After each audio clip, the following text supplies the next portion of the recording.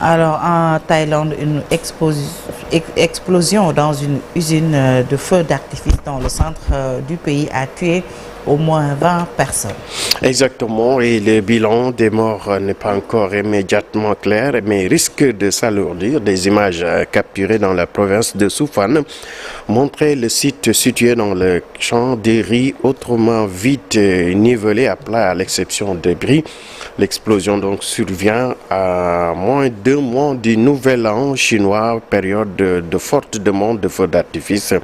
En juillet de l'année dernière, une importante explosion dans un entrepôt de feux d'artifice dans le sud de la Thaïlande avait tué 10 personnes.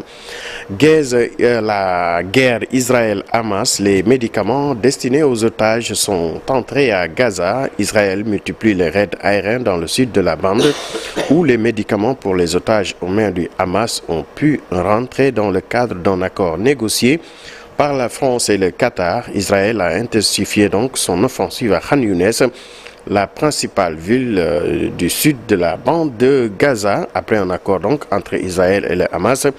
À la suite d'une médiation conjointe avec la France, des médicaments sont enfin arrivés dans cette partie de la Palestine. Au Yémen, les Houthis désignés terroristes par Washington poursuivront leur attaque. Les rebelles Houthis au Yémen donc sont cités par les États-Unis. Nous recevrons pas à cibler les navires israéliens ou les navires se dirigeant vers le port de la Palestine, occupé en soutien au peuple palestinien, a déclaré le porte-parole Mohamed Abdel Salman dans une interview sur la chaîne Al Jazeera, ajoutant que les rebelles riposteront en cas de nouvelles frappes des forces américaines et britanniques au Yémen.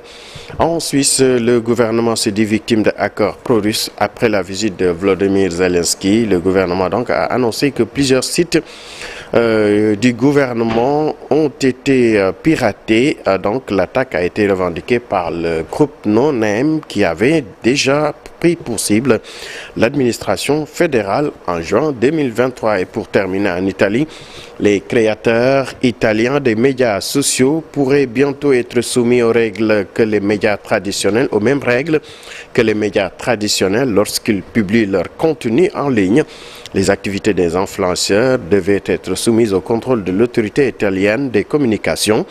Le Far West des influenceurs italiens est donc terminé, a déclaré le patron de l'Agcom, Giacomo Lassorella. Les influenceurs de premier plan s'exposeront donc à de lourdes amendes s'ils ne parviennent pas à étiqueter clairement les collaborations avec les marques ou à divulguer leurs intérêts commerciaux. Merci beaucoup Ibou pour l'actualité hors de chez nous, la une des quotidiens.